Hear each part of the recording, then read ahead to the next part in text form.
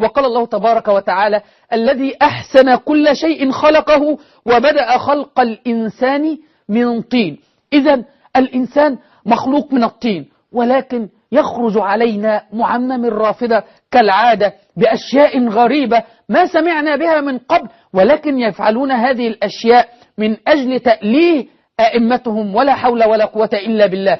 يخرج علينا المعمم الشيعي أحمد الشيرازي ويقول أن آل البيت لم يخلقوا من الطين، ولكن خلقوا من ماذا؟ هيا بنا نشاهد الفيديو سويا ونعرف عند الشيعة مما خلق آل بيت رسول الله صلى الله عليه وسلم.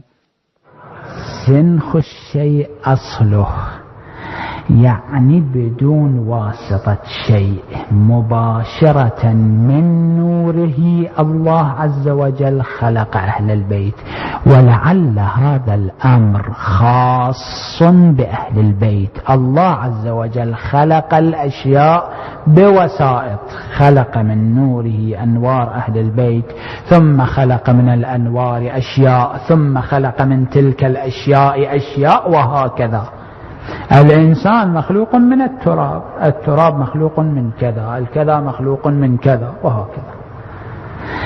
الشيء الوحيد الذي خلقه الله من سنخ نوره، يعني من أصل نوره بدون واسطة شيء،